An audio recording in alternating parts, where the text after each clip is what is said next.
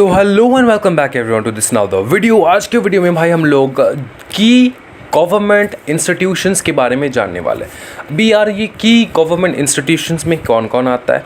देखो की government institutions तो ऐसा नहीं कि एक एग्जॉस्टिव लिस्ट है कि यही इंस्टीट्यूशंस आता है, बाकी सारे की गवर्नमेंट इंस्टीट्यूशंस नहीं है, ऐसा कोई बात नहीं है।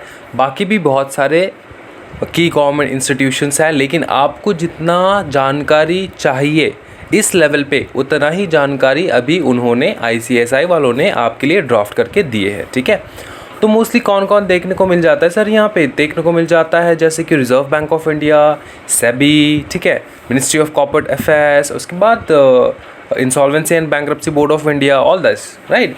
सो today we are gonna learn about most of the top important key institutions which helps the Indian government to function the entire country, right? तो चलो सबसे पहले हम लोग देखेंगे आज हम लोग कौन से टॉपिक के बारे में पढ़ने वाले। पूरा सब जो टॉपिक है ना आज एक ही वीडियो में ख़त्म हो जाएगा। ठीक है, तो बच्चे जो है आज बहुत खुश होने वाले, सर एक वीडियो में आज पहली बार चैप्टर ख़त्म हो रहा है।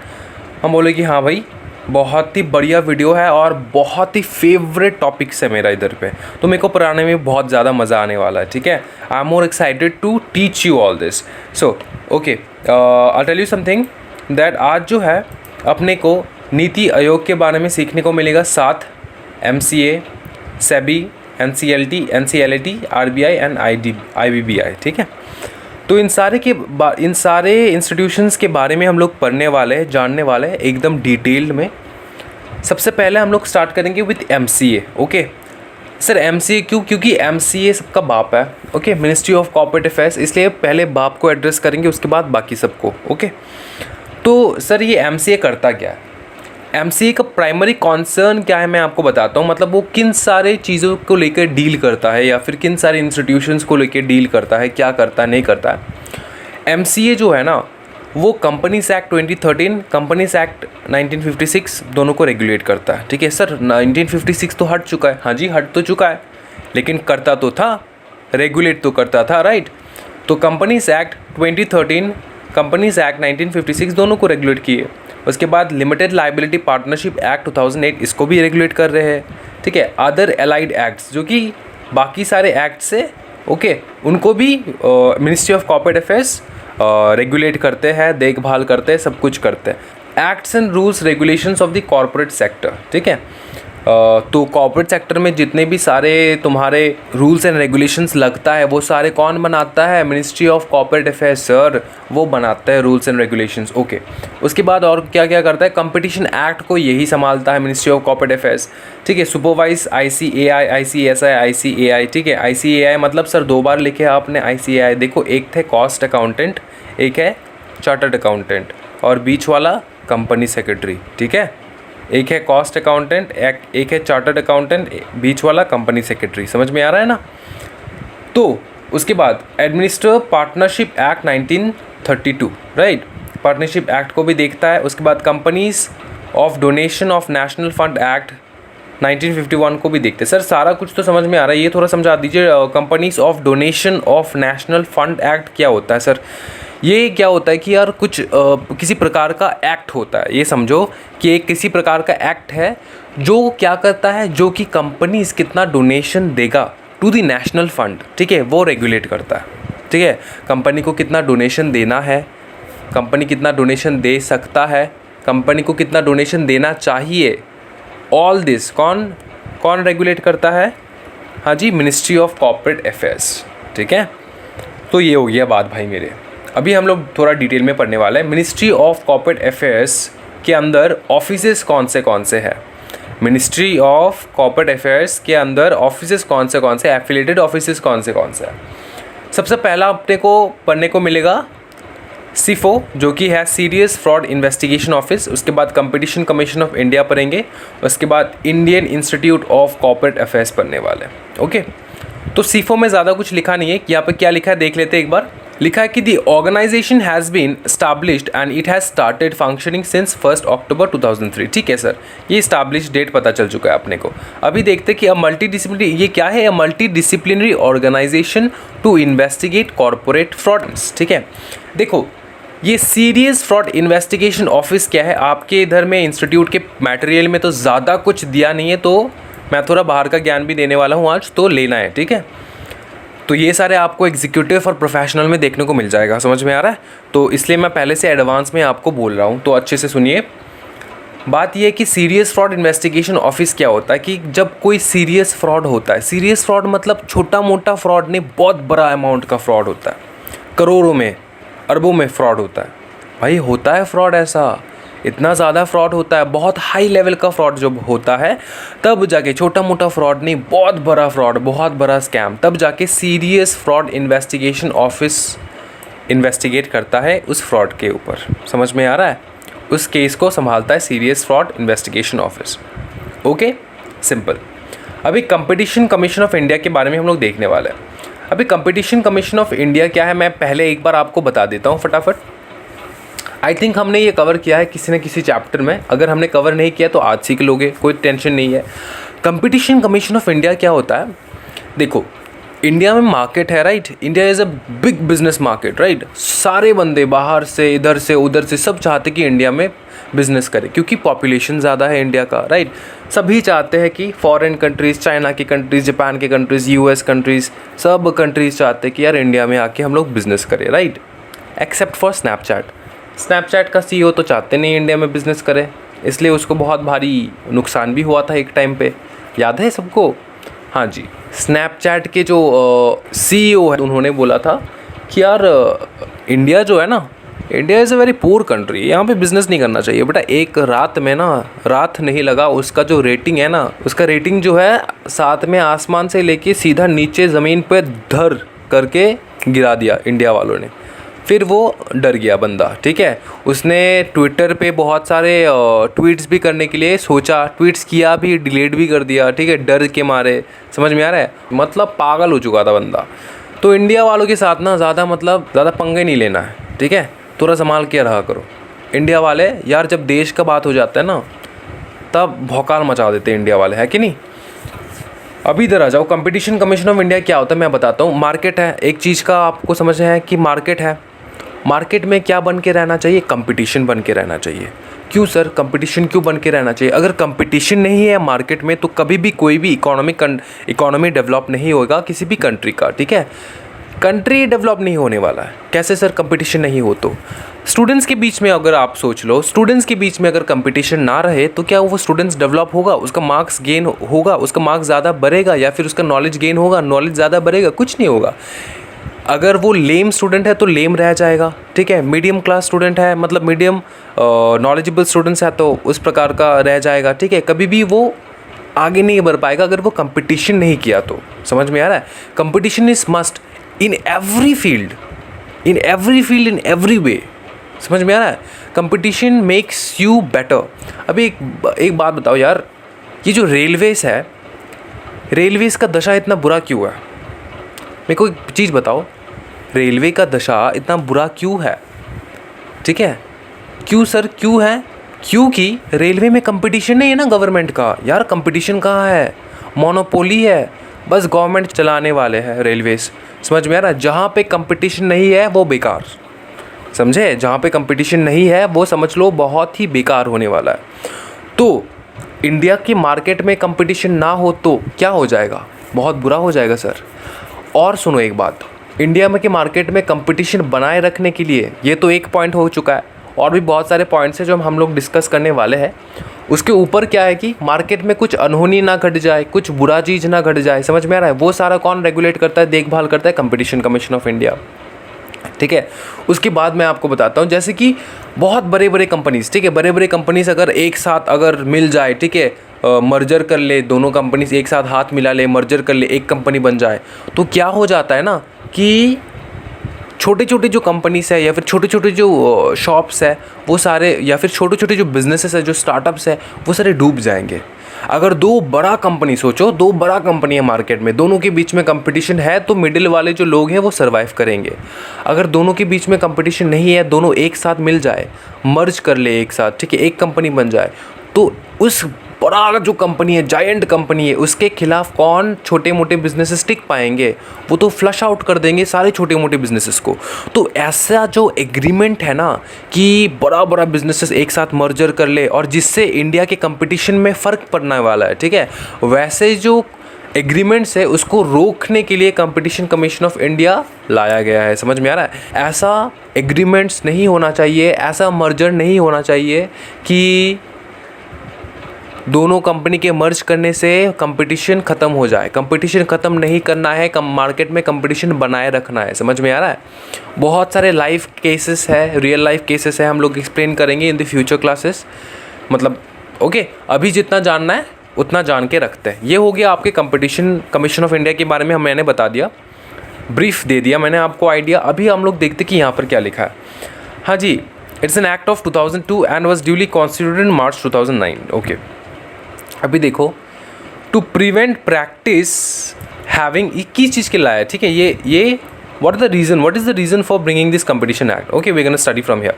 To prevent practices having adverse effect on the competition में अगर कोई adverse effect हो तो उसको प्रिवेंट करने के लिए ये एक्ट लाया गया। समझ में आ रहा है? To promote and sustain competition in market, competition बनाए रखने के लिए मार्केट में। To promote the interest of the consumers, consumers के इंटरेस्ट को बनाए रखने के लिए। कंज्यूमर्स मतलब ग्राहक, राइट?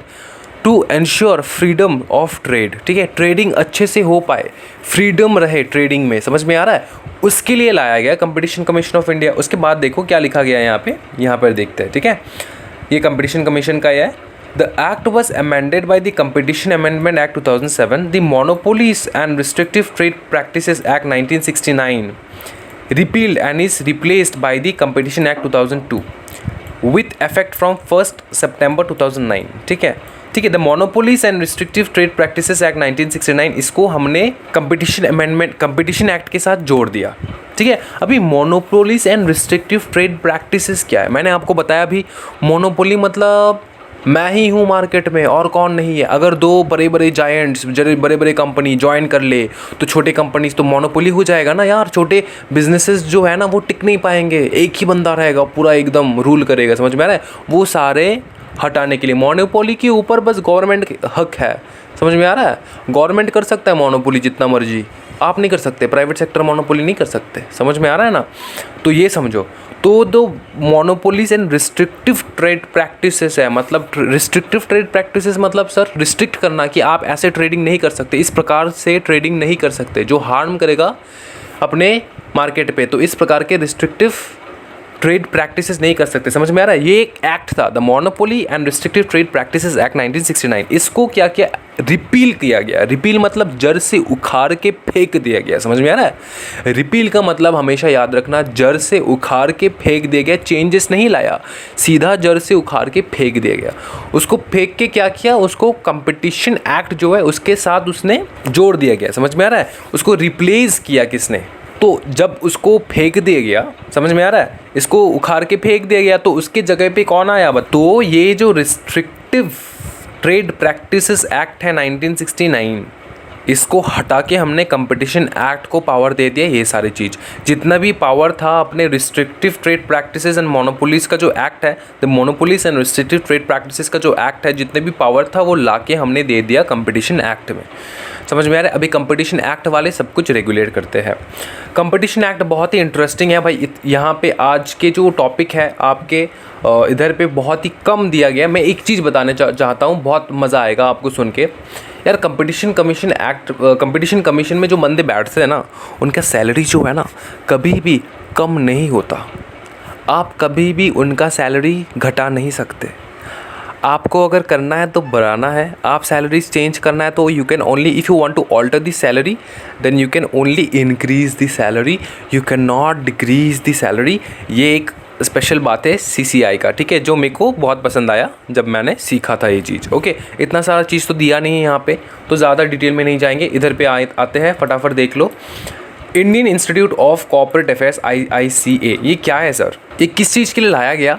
किस चीज़ के लिए लाया गया? For capacity building and training in various subject matters relevant to corporate regulation. ठीक है, कॉरपोरेट रेगुलेशन मतलब कॉरपोरेट मतलब हाँ कंपनीज रेगुलेशन कह लो, ठीक है, कॉरपोरेट सेक्टर के रेगुलेशंस कह लो, उस उन मैटर्स के ऊपर, समझ में आ रहा है ना। And governance such as corporate competition law, ठीक है, अकाउंटिंग एंड ऑडिटिंग इशूज़, ठीक है, कंप्लायंस मैनेजमेंट, ठीक है, corporate governance, building sustainability through environmental sensitivity and social responsibility, e governance and enforcement. ये देखो ये सारे जो सेक्टर्स है, ये सारे जो सब्जेक्ट मैटर्स है, इनमें क्या करते हैं वो लोग रिसर्च करते हैं, डे टू डे चेंजेस लाते हैं कि क्या दरकार है नहीं है। ये सारे जो है कंप्लायंस जो है ये सारा करता है अपना Indian institute of corporate affairs. समझ में आ रहा है?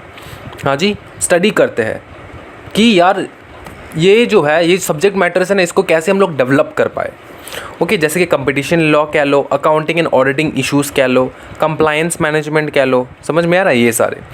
अभी हम लोग मेन फंक्शन देखने वाला है एक चीज़ कि इसका जो एक विंग है ना, विंग मतलब एक ब्रांच कह लो, विंग, ठीक है, one of this wing is ICLS। ये क्या करता है सर? ये एक अकेडमी है ICLS अकेडमी। इसका रिस्पॉन्सिबिलिटी ये होता है कि for conducting and induction of advance training for probationary officers, ठीक है, POs के लिए conducting the induction and advance training किया जाता है। ट्रेनिंग प्रोबेशनरी ऑफिसर्स का ट्रेनिंग होता है, समझ में आ रहा है, ये कंडक्ट करते हैं। Belonging to the Indian corporate law services, recruited through whom sir? Recruited through the common exam of civil services examination conducted by UPSC, ठीक है, Indian institute of corporate affairs IICA। ये क्लियर हो चुका है, कोई भी ज़्यादा यहाँ पे है नहीं बात डिस्कस करने के लिए, एक एक पॉइंट है बस याद रखना है। अभी देखो अपना सेबी पढ़ने वाले हम लोग। सेबी बहुत इंपॉर्टेंट होने वाला है और बहुत ही बढ़िया रोमांचिक होने वाला है। सेबी क्या होता है सर? सेबी सर अपना जो है ना, मैं आपको बता दूं, आप जब एग्जीक्यूटिव लेवल पे चले जाओगे वहाँ पे आपको एक सब्जेक्ट मिलेगा SLCM, जो कि security law and capital market है। वहाँ पे पूरा सेबी के बारे में भाई इतना मोटा एक बुक है, आपको पूरा सेबी पता होना होगा, पूरा सेबी। यहाँ पे 2 पेज में सेबी खत्म हो रहा है, वहाँ पे बेटा पेज गिनते गिनते खत्म नहीं होता सेबी। पूरा सेबी क्या फंक्शन करता है, वो क्या करता है नहीं करता, कितना पावर्स है नहीं है, वो है सब कुछ जानने वाले हो आप एग्जीक्यूटिव लेवल पे। लेकिन आप वो पढ़ने से पहले थोड़ा ज्ञान लेकर जाओ एग्जीक्यूटिव लेवल पे। इस मंशा को लेके इंस्टीट्यूट ने ये टॉपिक आपकी इधर घुसाया है, ठीक है। तो हम लोग फटाफट देख लेंगे कि सेबी के बारे में उन्होंने क्या बताया। सेबी के बारे में बताया कि यार ये रेगुलेट करता है the Indian capital market. Sir capital market मतलब फिनेंशियल मार्केट, कहाँ से हम लोग फिनांस लाए। कोई भी बिजनेस स्टार्ट करते हैं हम लोग तो अपने को क्या चाहिए होता है? कैपिटल चाहिए होता है। तो जो कैपिटल हम लोग कहाँ से लाए? मार्केट से लाए। वो जो कैपिटल मार्केट है, जिस मार्केट से हम लोग कैपिटल रेज करते हैं, उसको रेगुलेट कौन करता है भाई? सेबी। जिस मार्केट से हम लोग अपने बिजनेस के लिए कैपिटल रेस करते हैं, कैपिटल मतलब पैसा जुगाड़ करते हैं, उस मार्केट को हम लोग क्या कहते हैं? मार्केट को हम लोग क्या कहते हैं? हाँ, कैपिटल मार्केट कहते हैं, जो कि एक फिनेंशियल मार्केट है। तो उसको रेगुलेट कौन करता है? रेगुलेट करता है SEBI, securities and exchange board of India, ठीक है। Founded in 1992 April 12 under the SEBI act 1992। Headquarter कहाँ पर है? मुंबई पे है sir. SEBI has regional office in Delhi, Chennai, new Delhi, Chennai, Kolkata and Ahmedabad, ठीक है। इसका रीजनल ऑफिसेस है। ऑब्जेक्टिव्स क्या, फटाफट देख लेते हैं।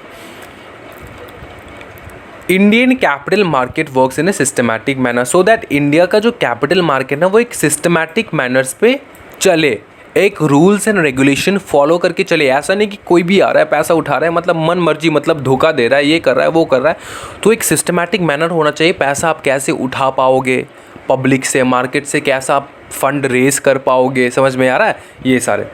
और भी देखो, provide investors with the transparency environment for their investment. Investors पैसा कौन लगाएगा कंपनी के ऊपर? इन्वेस्टर्स। तो इन्वेस्टर को बराबर नॉलेज मिल पाए वो लोग किस कंपनी के ऊपर पैसा लगा रहे हैं, कंपनी कैसा है, ठीक है, कौन सा स्टॉक है, कितना मिला उनको, कितना मिलने वाला है, कितना इंटरेस्ट रेट है, ये वो सब कुछ।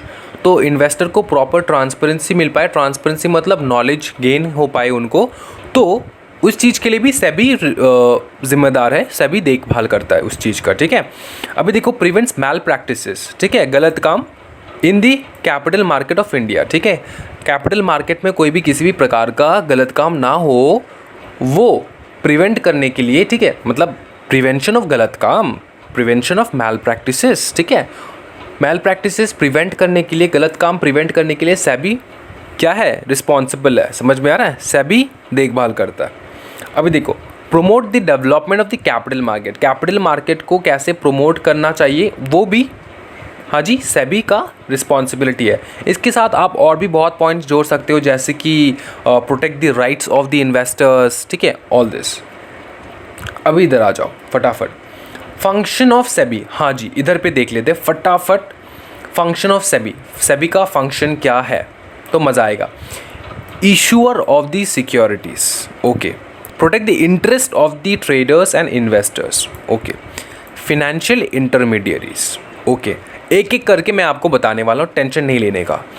इशूअर ऑफ द सिक्योरिटीज का मतलब क्या होता है तो हाँ जी, SEBI ensures that the issuance of initial public offering and follow up public offering can take place in a healthy and transparent वे।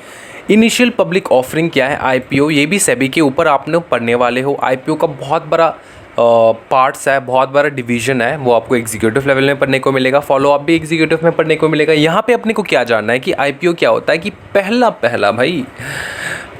पहला जो कंपनीज है ना वो फंड रेज करते हैं, ठीक है, उसको कहते हैं हम लोग initial public offering, initial stage में।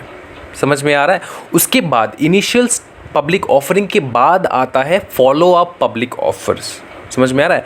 एक बार आईपीओ कर लो आप, उसके बाद आपको एफपीओ करना होता है। एफपीओ मतलब आईपीओ के बाद का जो आपको फंड रेज करना है। समझ में आ रहा है? वो can take place in a healthy and transparent, समझे? उसके बाद देखो, protect the interest of the rights of the protect the interest of the traders and investors.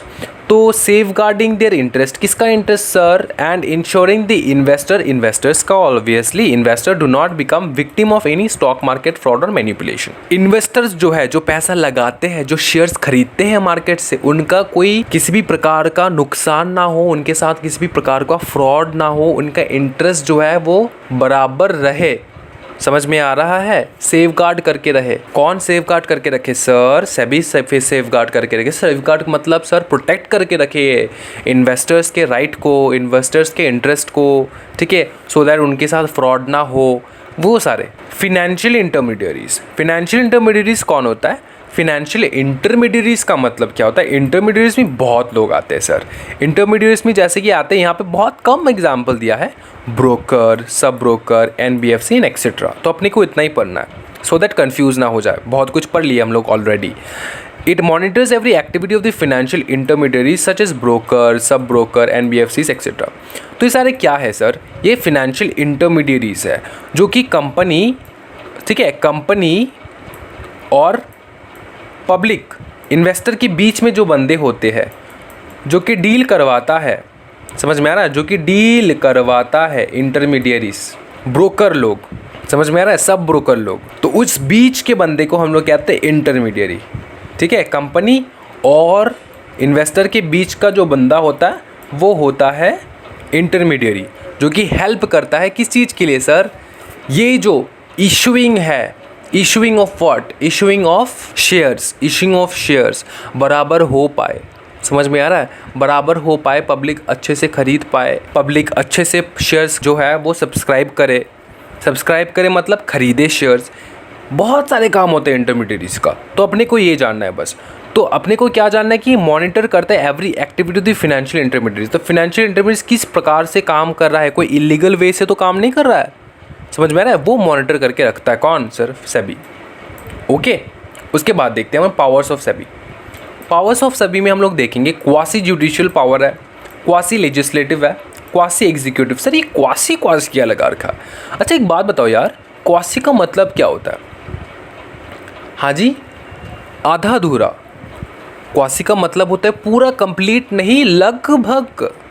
आप मतलब हाँ जी आप बोल सकते हो, लेकिन कंप्लीट नहीं है सर, ठीक है। कंप्लीट जुडिशियल बॉडी नहीं है, कंप्लीट लेजिस्लेटिव बॉडी नहीं है, ठीक है, बट हाँ जी रिजेंबल करता है, वैसा ही है, उसी प्रकार का है, उसी प्रकार का एक जुडिशियल बॉडी है। समझ में आ रहा है? एक लेजिस्लेटिव बॉडी है, एक एग्जीक्यूटिव बॉडी है। समझ में आ रहा है? अभी देखो, जुडिशियल बॉडी ये पढ़ने का भी दरकार नहीं है, आपको पढ़ने का भी दरकार नहीं है। अगर आपने कॉन्स्टिट्यूशन ऑफ इंडिया पढ़ के रखे हो तो आपको पढ़ने का भी दरकार नहीं है। जुडिशियल बॉडी में क्या होता है बताओ? जुडिशियल बॉडी में जजमेंट्स पास किया जाता है, ठीक है, हियरिंग्स होता है, ओके, रूलिंग होता है, रूलिंग ऑफ जजमेंट्स, ठीक है, in unethical and fraudulent trade practices. तो सेबी क्या करता है, हाँ जी, with the authority SEBI can conduct hearing and pass ruling judgment in cases of unethical and fraudulent practices. कोई भी उल्टा सीधा काम हुआ तो समझो कि ये कोर्ट है, लेकिन ये कोर्ट नहीं है भाई। सेबी में कोई भी किसी प्रकार का जज नहीं बैठता है सर यहाँ पे तो लिखा है जुडिशियल बॉडी, क्वासी लिखा है ना, क्वासी मतलब पूरा नहीं है, वैसा ही है लेकिन पूरा नहीं है, समझ में आ रहा है। तो कोर्ट तो नहीं है, लेकिन उनके पास क्या है, पावर तो ज़रूर है कि वो क्या करे, बुलाए, आपको बुला के पूछे भाई एक बात बता, तूने उस इन्वेस्टर का शेयर क्यों नहीं दिया, क्या दिक्कत है तेरे को, मतलब तो ऐसे करके इन्वेस्टिगेट करे सेबी, समझ में आ रहा है। तो ensure transparency, fairness, accountability and reliability in the capital market. अभी यार SEBI PACL case is an example of this power. अभी ये सर सेबी PACL केस क्या है, PACL एक कंपनी था जो कि mostly agriculture and real estate का बिजनेस करता था। उसने क्या किया यार, उसने धोखे से मार्केट से बहुत इलीगल तरीके से पैसा उसने जुगाड़ किया, पैसा उसने उठाया है, ठीक है। तो पैसा जब उसने रेस किया इलीगल तरीके से, सेबी ने क्या किया, उसको बुलाया, बेटा आओ ज़रा घर पे, आओ ज़रा हवेली पे कभी। तो गया PLC, जाने के बाद भाई उसको जो धोया ना, मैं क्या बताऊँ, इसको जो धोया, रिफ़ंड करने के लिए अलग वेबसाइट खोल दिए कि इस वेबसाइट में रिफ़ंड करना है पैसा, पूरा का पूरा पैसा रिफ़ंड करना है। तो सेबी ने सब कुछ टेक ओवर किया उस टाइम पे, ठीक है। इस केस को पूरा सेबी ने संभाला, किसी और पार्टी का हाथ नहीं था, ठीक है। तो यही बोलने की कोशिश कर रहा है कि सेबी के पास ना जुडिशियल पावर्स भी है, समझ में आ रहा है ना, कि वो डिसाइड करेगा क्या करना है नहीं करना है। सेबी बहुत पावरफुल है भाई। सेबी जो है ना, मतलब ऐसा एक बॉडी है जो कि गवर्नमेंट ऑफ इंडिया और पीपल ऑफ द कंट्री बहुत ट्रस्ट करते हैं सेबी के ऊपर। और जब तक सेबी है ना भाई, मैं एक बात बताता हूँ तुमको, आपको लगता है इंडिया मतलब बहुत हल्के में लेते हो इंडिया को। मैं एक चीज़ बताता हूँ, सिक्योरिटी मार्केट जो है ना, सिक्योरिटी मार्केट्स अगर किसी कंट्री का बहुत स्ट्रॉन्ग और तगड़ा है ना, वो इंडिया का है। बाहर का कंपनी जो है ना, इंडिया के स्टॉक मार्केट में लिस्टिंग करने के लिए 1000 बार सोचते हैं, समझ में आ रहा है। बाहर का कंपनी अगर इंडिया के मार्केट में वो लिस्ट करने का सोच रहा है ना, मतलब काँप उठता है वो लोग सेबी के रेगुलेशंस को देख के। वो सोचते कि यार सर इतना ज़्यादा मेरे को करना ही नहीं है, ऐसा सोचता है वो लोग, क्योंकि बहुत टफ है इंडिया के स्टॉक मार्केट पे लिस्टिंग करना, वो भी फॉरेन कंट्री, मतलब फॉरेन कंट्री के कंपनीज़, ठीक है।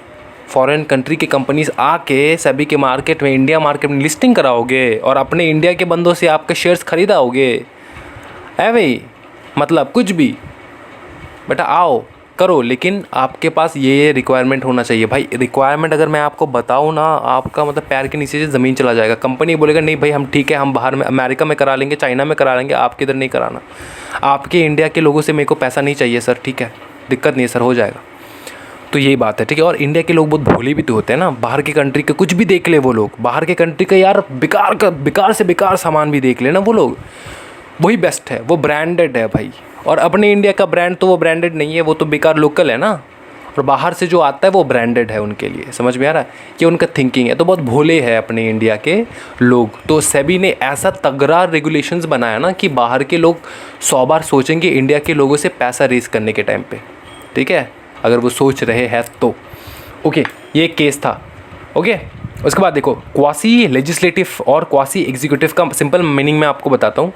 लेजिस्लेटिव मतलब यहाँ पे रूल्स एंड रेगुलेशंस ड्राफ्ट किए जाते हैं, रूल्स एंड रेगुलेशंस ड्राफ्ट किए जाते हैं और यहाँ पे क्या किया जाता है, उसको फॉलो किया जाता है, राइट।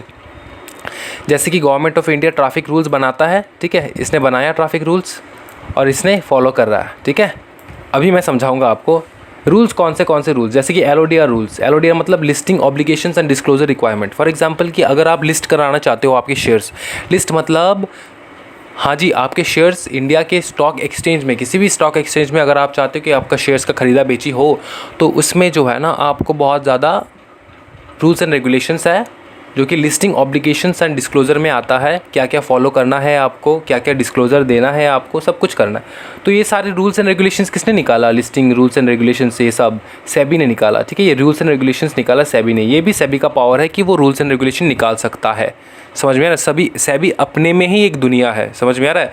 और बंदे जो है ना, सेबी में बहुत सारा प्रोफेशनल कोर्सेस आता है, वो आप कर सकते हो, being a company secretary also you can do all that. और बहुत पैसा है, बहुत बहुत ज़्यादा पैसा है उन सब चीज़ों में भी, सेबी में। मतलब स्टॉक एक्सचेंज में कैसे आप इंटरमीडियरी बन सकते हो, ये बन सकते हो, बहुत कुछ है। अच्छा, अभी उतना ज़्यादा डिटेल में नहीं जाएंगे हम लोग, इधर में देखते हैं फटाफट। तो यहाँ पे रूल्स बनाते हैं जैसे कि सेबी LODR, और यहाँ पे फॉलो किया जाता है। अगर किसी ने फॉलो नहीं किया, ठीक है, authorise SEBI is authorise to file a case, SEBI case file कर सकता है against any one who violates its rules and regulations. यहाँ पे तो रूल्स एंड रेगुलेशंस ड्राफ्ट किया, ड्राफ्ट रूल्स एंड रेगुलेशंस, ठीक है। और यहाँ पे अगर किसी ने वायोलेट किया तो उसके ऊपर केस ठोक देगा सेबी।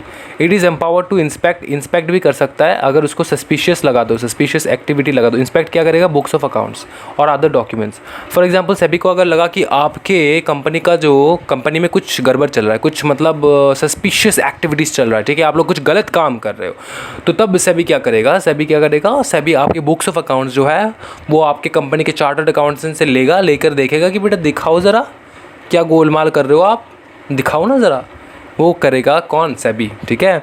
और अदर डॉक्यूमेंट्स या फिर बाकी भी अगर डॉक्यूमेंट्स है तो वो भी देखेगा। समझ में आ रहा है? अभी देखो पावर्स ऑफ सेबी हो चुका है, इतना ज़्यादा उन्होंने बताया नहीं, इतना बताया। अभी देख लेंगे रिजर्व बैंक ऑफ इंडिया। तो रिजर्व बैंक ऑफ इंडिया में ज़्यादा कुछ बताया नहीं है, इसका पूरा चैप्टर है EBCL में, आपका EBCL चैप्टर 1 होगा। EBCL का आपका चैप्टर 1 है एग्जीक्यूटिव लेवल का।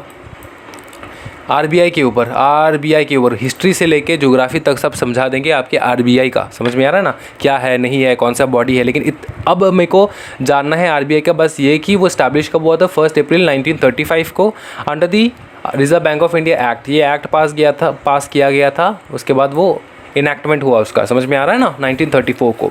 अभी इसका जो पहला ब्रांच था ना, सेंट्रल ऑफिस, हाँ जी सेंट्रल ऑफिस, सही वर्ड है। सेंट्रल ऑफिस जो था वो कलकत्ता में था, ठीक है, वो कलकत्ता में था सेंट्रल ऑफिस इसका RBI का, जो कि उसके बाद 1937 को क्या किया? मुंबई में लेकर गए। समझ में आ रहा है? मुंबई में। तो सेंट्रल ऑफिस में कौन बैठता है? सेंट्रल ऑफिस मुंबई में कौन बैठता है? गवर्नर बैठता है, ठीक है। Governor sits and where the policies are formulate. और मुंबई में सेंट्रल ऑफिस में जितने भी RBI का पॉलिसीज है वो फॉर्मुलेट होता है, ठीक है। अभी एक सुनो बात, हाँ, उसका नेशनलाइज कब हुआ? 1949 को। The Reserve Bank of India is fully owned by the government of India. Reserve Bank of India किसका है? पूरा गवर्नमेंट ऑफ इंडिया का है sir. Main function of RBI बता दो, मॉनेटरी फंक्शन करता है। मॉनेटरी फंक्शन, मॉनेटरी अथॉरिटी का मतलब क्या होता है कि देखो मॉनेटरी पॉलिसीज इंप्लीमेंट करता है कौन? RBI। फॉर्मुलेट करता है, इंप्लीमेंट करता है। फॉर्मुलेट मतलब मॉनेटरी पॉलिसी बनाता है और उसको इंप्लीमेंट करता है और मॉनिटर भी करता है कि सही चल रहा है कि नहीं चल रहा है। एक तो बात होता है कि पॉलिसी बनाया सर, बनाने के बाद क्या करना है? रख देना है? नहीं, इम्प्लीमेंट करना है। चलो इम्प्लीमेंट किया, उसके बाद अरे देख तो सही में चल रहा है कि नहीं, मॉनिटर करना है। तीनों चीज़ करता है कौन? RBI। फॉर्मुलेट करता है, इम्प्लीमेंट करता है, मॉनिटर करता है। समझ में आ रहा है? ऑब्जेक्टिव देख लेते हैं। ऑब्जेक्टिव ये था कि मेंटेनिंग प्राइस स्टेबिलिटी और ग्रोथ को भी इफेक्ट ना हो उस हिसाब से, while keeping in mind the objective of growth. Price को स्टेबल रखने के लिए वो सोच रहा था RBI की प्राइस को स्टेबल रखना है और ग्रोथ को भी बराबर लेकर जाना है, ठीक है, ग्रोथ कम नहीं होना चाहिए। Regulator and supervisor of the financial system, हाँ जी, prescribes broad parameters of banking operations. Banks को कौन चलाता है? RBI तो चलाता है। तो बैंकिंग ऑपरेशंस सब कुछ कौन देखभाल करता है? RBI of the countries banking and financial system, ठीक है। ऑब्जेक्टिव क्या था? पब्लिक कॉन्फिडेंस को बूस्ट करना, ठीक है। Maintain the public confidence in the system, protect depositors interest and provide cost effective banking services to the public, ठीक है। बैंकिंग सर्विस अच्छे से दे पाए, डिपॉजिटर्स का जो पैसा है वो अच्छे से प्रोटेक्ट कर पाए, डिपॉजिटर्स का इंटरेस्ट प्रोटेक्ट कर पाए। समझ में आ रहा है? सब कुछ कौन रेगुलेट करता है? RBI तो रेगुलेट करता है भाई मेरे। Manage of foreign exchange. Foreign exchange का मतलब क्या कि फॉरेन एक्सचेंज मैनेजमेंट एक्ट, ये भी एक पूरा चैप्टर है आपका EBCL में होगा, 1999, ठीक है। फॉरेन एक्सचेंज मैनेजमेंट एक्ट ये मैनेज करता है, जैसे कि फॉरेन से कैसे हम लोग ट्रेडिंग करते हैं, उसका पेमेंट प्रोसीजर सब कुछ, ठीक है, वो कौन? RBI। ऑब्जेक्टिव क्या है? To facilitate external trade and payment and promote orderly development maintenance of the foreign exchange market in India, ठीक है, ओके। इशूअर ऑफ करेंसी मतलब करेंसी इशू करता है, चलो ठीक है भाई। नेक्स्ट देखते हैं डेवलपमेंट रोल क्या है? डेवलपमेंट ऑफ प्रोमोशनल फंक्शंस, बहुत सारे प्रोमोशनल फंक्शन, स्टंट कह सकते हो, प्रोमोशनल स्टंट या फिर प्रोमोशनल फंक्शंस जो है वो किया है, ठीक है। Performs a wide range of promotional functions for what? For national objective, to support the national objective, nation को सपोर्ट करने के लिए, नेशन का जो ऑब्जेक्टिव है उसको सपोर्ट करने के लिए। Regulator and supervisor of the payment and settlement system, हाँ जी, रेगुलेटरी है एंड सुपरवाइजर है of the payment and settlement system. Payment modes, efficient payments mode, किस प्रकार से पेमेंट होना चाहिए, किस प्रकार से पेमेंट होना चाहिए, किस प्रकार से सेटलमेंट होना चाहिए, सब कुछ जो है रेगुलेट करता है कौन, आरबीआई, ठीक है। System in the country, country का हर किसी, कोई भी किसी भी प्रकार का पेमेंट सिस्टम कह लो, कोई भी किसी भी प्रकार का, कंट्री का, समझ में आ रहा है ना। Requirement of public at large, objective क्या है, main public confidence in payment and settlement system, ठीक है, पेमेंट कैसे किया जाए, सेटलमेंट कैसे किया जाए, वो ऑब्जेक्टिव था। रिलेटेड फंक्शंस में क्या है, banker to the government, banker to the government, फटाफट मैं एक लाइन में समझा देता हूँ आपको। Banker to the government, banker to the bank. एक बात बताओ, अपना बैंकर कौन है, हम इंडिविजुअल लोगों का बैंकर कौन है, हम इंडिविजुअल लोगों का बैंकर है अपना बैंक। घर के आस पड़ोस जहीं पर कहीं पर भी बैंक है वो है अपना क्या, बैंकर। हम जाते हैं उनसे पैसा लेते, लोन लेते हैं। सोच लो यार, गवर्नमेंट ऑफ इंडिया को कभी पैसा का दरकार हुआ तो, या फिर बैंक्स, जितने भी इंडिया के बैंक्स हैं उनको पैसे का दरकार हुआ तो वो कहाँ पर जाते हैं, आरबीआई के पास। सर बैंक को भी पैसे का दरकार होता है क्या, सर गवर्नमेंट ऑफ इंडिया उसको भी पैसे का दरकार, बेटा इस दुनिया में ना कुछ भी ऐसा चीज़ नहीं जिसको पैसे का दरकार नहीं होता, ठीक है। मोदी जी से लेके इमरान खान तक, उससे लेके अपना डोनाल्ड ट्रम्प तक, सबको पैसे का दरकार होता है, समझ में आ रहा है ना। तो वो लोग भी लोन लेते हैं, the government particularly they take the loan from RBI, समझ में आ रहा है। पैसे का दरकार हो तो आरबीआई से ले लियो, कोई दिक्कत नहीं है। आरबीआई के पास कौन सा पैसा है सर, जनता का पैसा है ना, ओके। उसके बाद देखो, हैज़ 27 रीजनल ऑफिसेस, कितना रीजनल ऑफिस, 27, 4 सब ऑफिसेस है। हाँ, रिजर्व बैंक का सब्सिडरीज देख लो एक बार। रिजर्व बैंक ऑफ इंडिया का सब्सिडरीज क्या है, deposit insurance and credit guarantee corporation of India, Reserve Bank note Mudran private limited, Reserve Bank of India technology private limited, India financial technology and allied services are fully owned subsidiaries of Reserve Bank of India. ये बच्चे हैं reserve Bank of India के, समझ में आ रहा है, reserve Bank of India के बच्चे हैं ये सब। Has 6 training establishments, 3 namely RBI academy, college of agriculture, ठीक है, 3 है, 6 एस्टैब्लिशमेंट है, 3 namely RBI academy, college of agriculture, banking and Reserve Bank of India staff college are part of the Reserve Bank, ठीक है। क्लियर है भाई, 1 2 3, समझे। Next चलते हैं, इंसॉल्वेंसी एंड बैंक्रप्सी कोड। ओ भाई साहब, मेरा favourite topic, insolvency and bankruptcy code. क्या है सर ये कोड, क्या है सर, बताओ ना फटाफट। सर कोड तो बोलो सर, यहाँ पे कोड लिखा नहीं है सर, कोड नहीं दिखाई दे रहा है सर, कोड नहीं दिखा रहे तुमको, मैं दिखाता हूँ, इधर आ जाओ। Insolvency and bankruptcy code. अभी एक बात बताओ, insolvency and bankruptcy board of India क्या है, जो कि इंसॉल्वेंसी एंड बैंक्रप्सी कोड को चलाते हैं, समझ में आ रहा है। उसके जो रूल्स है, रेगुलेशंस है, फॉर्मुलेशंस है, इम्प्लीमेंटेशंस है, सब कुछ कौन देखता है, insolvency and bankruptcy board of India. तो insolvency and bankruptcy board of India जो है ना, उसका माता करता धरता कौन है, insolvency and bankruptcy code of India. पहले एक बात बताओ, पहले लॉ बनता है या फिर डिपार्टमेंट बनता है, पहले आप डिपार्टमेंट बनाते हो उसके बाद लॉ बनाते हो, या फिर लॉ बनाते हो और उसके अकॉर्डिंग डिपार्टमेंट बनाते हो।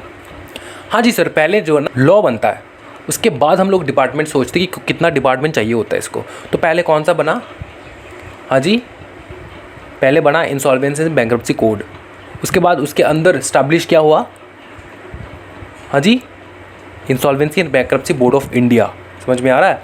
तो स्टैब्लिश कब हुआ, the insolvency and bankruptcy board of India was established on 1 October 2016 under the insolvency and bankruptcy code of India, ठीक है। अब यार सर थोड़ा बता दीजिए यार, ये इंसॉल्वेंसी एंड बैंक्रप्सी कोड होता क्या है। देखो बहुत सिंपल है, सिंपल वे में अगर मैं समझाऊंगा ना, एग्जीक्यूटिव लेवल में आपको पढ़ने का दरकार भी नहीं होगा, इतना आप गारंटी रखो मेरे लेक्चर के ऊपर। सुनो क्या होता है, क्या होता है ना कि यार इंसॉल्वेंसी एंड बैंक्रप्सी कोड क्या होता है कि जो ड्यूस होता है ना, ड्यूस, ओके, ड्यूस होता है। कैसा ड्यूस सर, जैसे कि कंपनी ड्यू कर देते हैं ना, ड्यू कर देते, पैसा नहीं देते, तो उस ड्यू को कैसे रिकवर करें, वो ड्यू को कैसे हम लोग रिकवर करें, समझे। और अगर कंपनी को वाइंड अप का दरकार है तो वाइंड अप भी कैसे करें हम। इसमें क्या होता है मैं आपको सिंपल एग्जांपल से समझाता हूँ। जैसे कि कोई भी इंडिविजुअल, जैसे कि सर कोई भी मतलब कोई भी नहीं, 3 लोग, जैसे कि फाइनेंशियल क्रेडिटर, अच्छे से सुनना, ऑपरेशनल क्रेडिटर, कॉर्पोरेट डेटर, ठीक है। फिनेंशियल क्रेडिटर कौन है, फिनेंशियल क्रेडिटर वो बंदा है जो कि फिनेंशियल क्रेडिट देता है। फिनेंशियल क्रेडिट मतलब बड़ा लोन, समझ में आ रहा है, बड़ा लोन जो कि फिनेंशियल क्रेडिट बिजनेस को चलाने में हेल्प करता है। ऑपरेशनल क्रेडिट मतलब डे टू डे एक्टिविटीज़ का जो लोन, ठीक है, डे टू डे एक्टिविटीज़ का जो क्रेडिट है वो, समझ में आ रहा है। और कॉर्पोरेट डेटर कौन है? कॉर्पोरेट डेटर वो कंपनी है या फिर एलएलपी जो भी वाइंड अप करना चाहता है या फिर जो भी इंसॉल्वेंसी बैंक्रप्सी कोड का फॉलो करना चाहता है, दोनों हो सकता है, ठीक है, वो है कॉर्पोरेट डेटर। समझ में आ रहा है?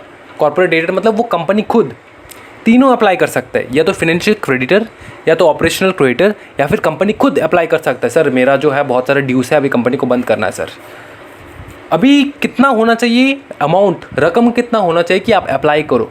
1 लाख, 1 लाख का अगर आपका पैसा मार रखा है, फाइनेंशियल क्रेडिटर का पैसा मार रखा है कंपनी 1 लाख तक, ऑपरेशनल क्रेडिटर भी 1 लाख तक, तब आप डायरेक्ट जाके अप्लाई कर सकते हो for insolvency and bankruptcy code. Resolution professional को अपॉइंट किया जाता है जो कि ये सब प्रोसेस करता है, ठीक है।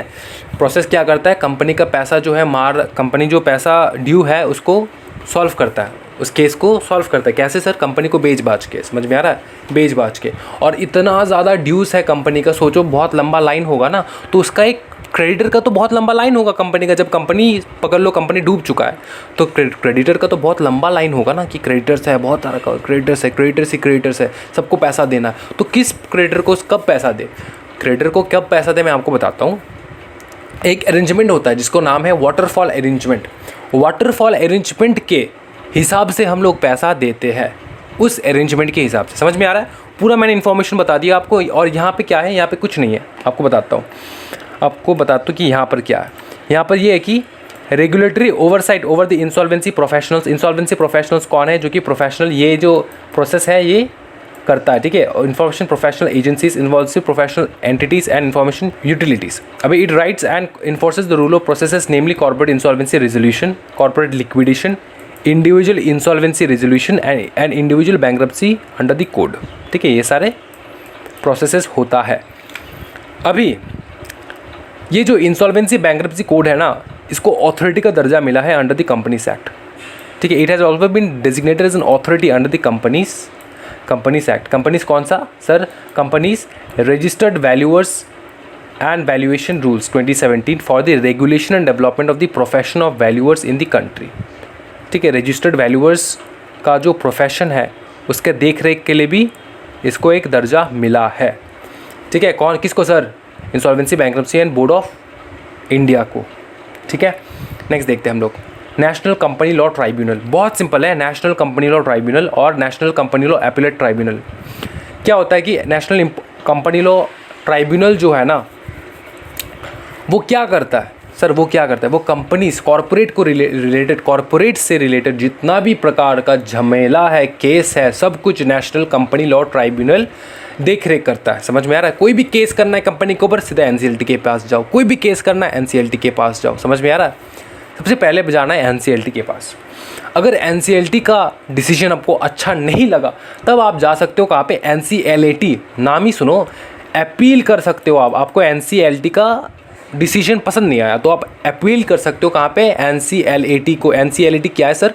National company law appellate tribunal, ठीक है। अपील कर सकते हो आप अगर आपको पसंद नहीं आया। सर अगर इसका भी डिसीजन पसंद नहीं आया तो सुप्रीम कोर्ट जा सकते हो आप। अगर इसका डिसीजन भी पसंद नहीं है आपको, एनसीएलएटी का डिसीजन भी अगर आपको पसंद नहीं है तो आप सुप्रीम कोर्ट जा सकते हो। इंडिया जो है ना भाई, वो अपीलों का देश है। क्या सर? बताइए एक बार फिर से। अपीलों का देश है इंडिया जो है, वो अपीलों का देश है। अपीलों मतलब सर ये कौन सा इंसान है? इंसान नहीं है, जो बंदे अपील करते रहते। आपने नहीं देखा कि केस जो है लोअर कोर्ट से हाई कोर्ट से सुप्रीम कोर्ट 30 साल 40 साल तक घूमता रहता case?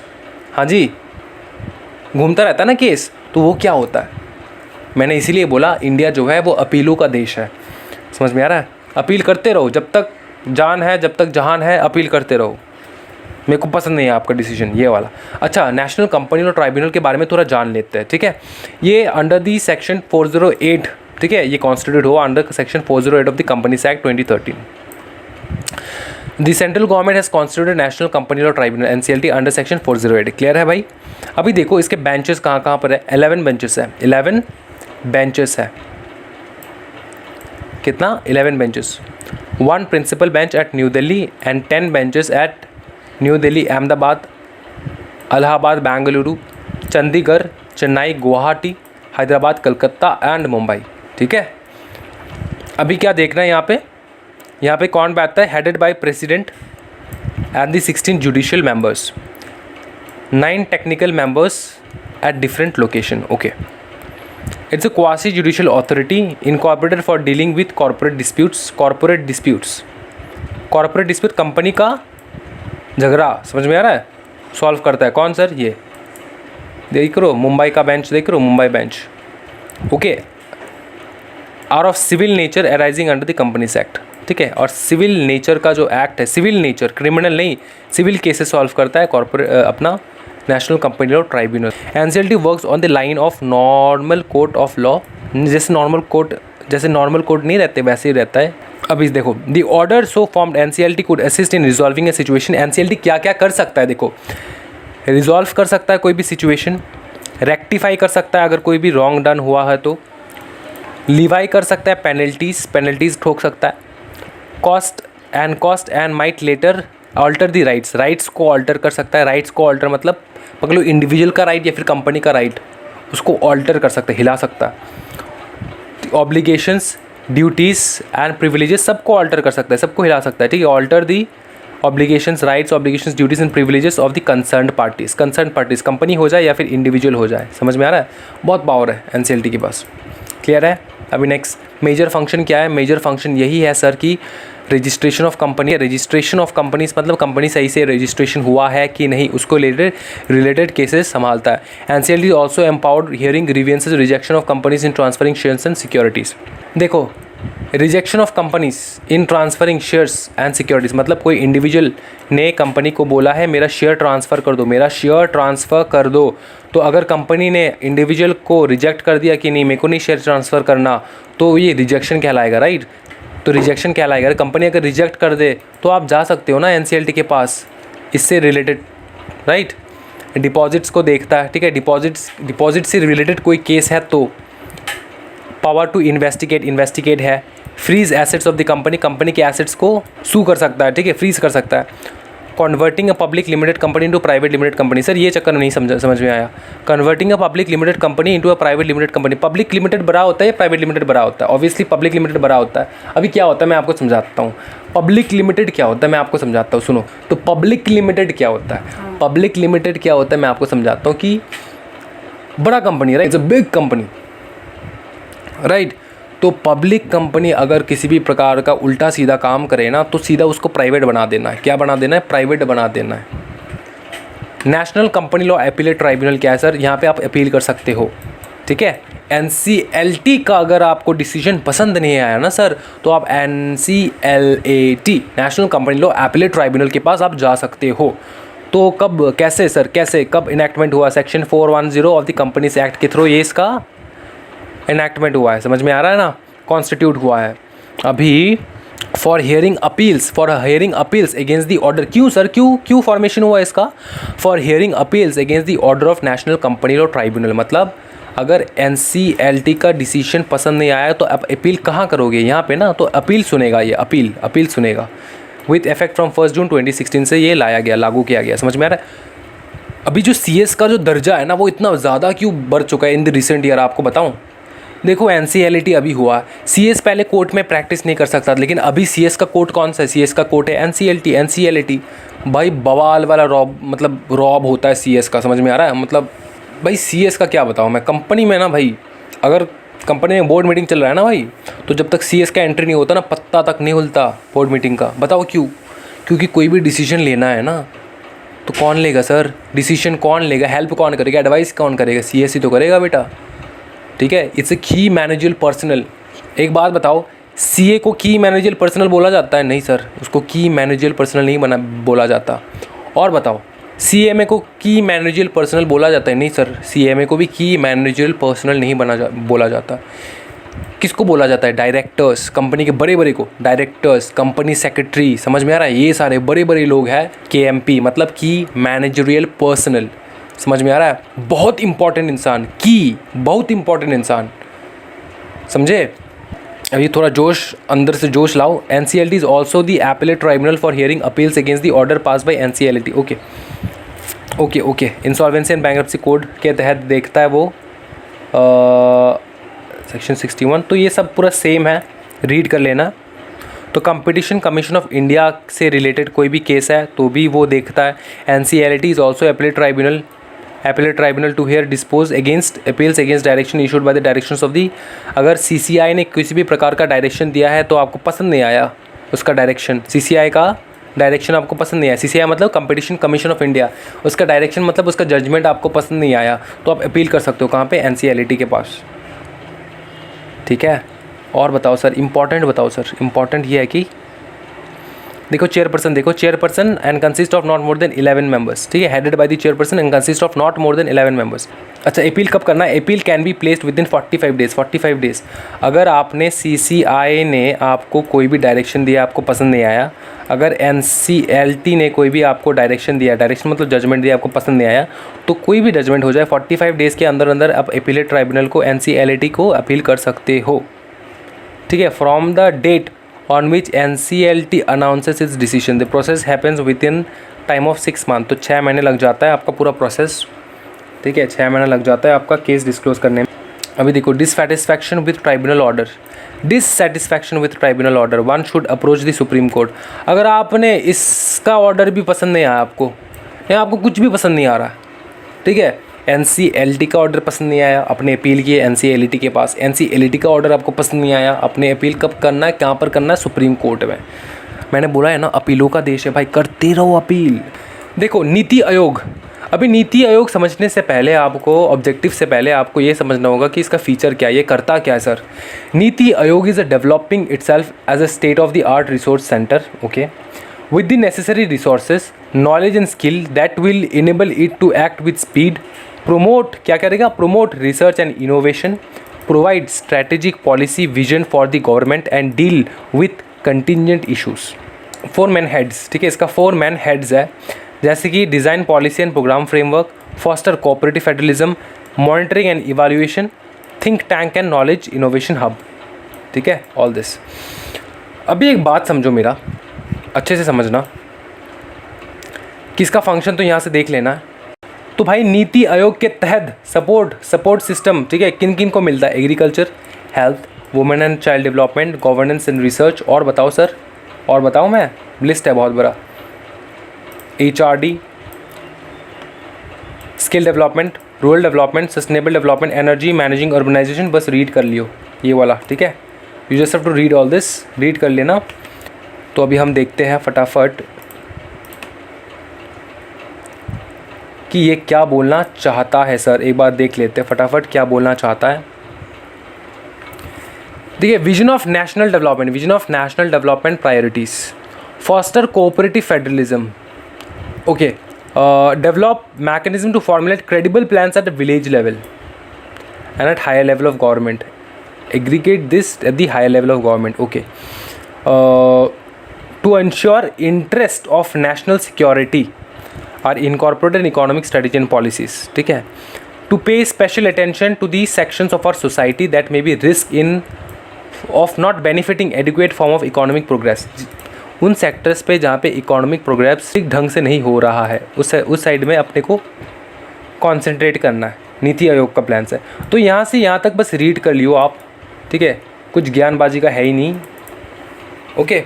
To create knowledge, innovation, entrepreneur supports, all this, तो ये रीड कर लियो, ओके। अभी 7 के बारे में समझते हैं। 7 मतलब sustainable action for transforming human capital. अभी ये फोकस करता है 2 सेक्टर में, एक है एजुकेशन एंड हेल्थ, ठीक है, and to build 3 role model state. वो सोच रहा है, क्या सोच रहा है सर, कौन सोच रहा है? 7 सोच रहा है कि 2 सेक्टर में अपन को ध्यान देना है, एक है एजुकेशन, एक है हेल्थ, और 3 स्टेट ऐसा बनाना है भाई ना, 3 स्टेट ऐसा बनाना है कि सब लोग देखता रह जाए। अभी वो 3 स्टेट रोल मॉडल स्टेट कौन से है, रोल मॉडल स्टेट कौन से है, okay, let's understand this. The role model states shall be Jharkhand, Madhya Pradesh, Orissa. समझ में आ रहा है? झारखंड, मध्य प्रदेश, उड़ीसा। अभी यार इसमें पार्टनरशिप कौन कर रहा है, मतलब हेल्प कौन कर रहा है? तो पार्टनर्स जो है, पार्टनर्स कौन कौन है? Boston consulting group, primary foundation for education leadership, all this, okay. Next हम लोग देखेंगे यहाँ पे छोटा सा ही है, है कि क्या बताएं यहाँ पे, okay, the project is being implemented in 3 phase over a period of 30 months. ठीक है, 3 भाग में इस प्रोजेक्ट को इम्प्लीमेंट किया जाएगा over a period of 30 months. Okay, it is now in the 3rd phase implementation, 3rd phase में है। Okay, which will last for 18 months. अभी ये इंडिया जो है ये 3rd फेज़ में चल रहा है, मतलब इंडिया में ऑब्वियसली इंडिया में इम्प्लीमेंट हो रहा है।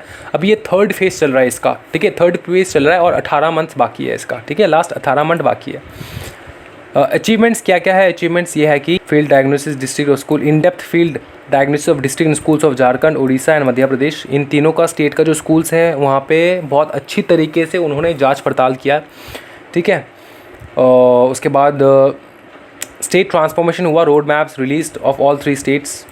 तो इन 3 स्टेट को लगभग क्या करना है, बहुत बढ़िया तरीके से डेवलप करना है। Interventions including school merger, remediation programme, training, monitoring, teacher recruitment, rationalization, institutional reorganization at district, state level and proper utilization of MIS are in execution mode since January 2018। ठीक है भाई, और ये जो प्रोसेस है मॉनिटर कैसे होता है? Through national steering group, central project monitoring unit at national level, state project monitoring unit at SPU MU at state level. ठीक है, ये हो गया आपका ख़त्म पूरा चैप्टर। तो जैसे मैंने जिस प्रोग्रेशन से मैंने पढ़ा है उसी प्रोग्रेशन से आपको पढ़ना है। अगर कोई भी किसी भी प्रकार का डाउट है तो कमेंट सेक्शन में ज़रूर पूछना, और टेलीग्राम ग्रुप ज्वाइन कर लो भाई मेरे टेस्ट के लिए, ठीक है। Thank you so much everyone. अगर वीडियो पसंद आया तो लाइक, शेयर एंड सब्सक्राइब ज़रूर करना, share with your family, friends and all the groups that you know where students are in need. Okay, जिसको दरकार है उसको ही देना है, ठीक है ना। Thank you so much everyone, happy learning guys, bye bye, take care.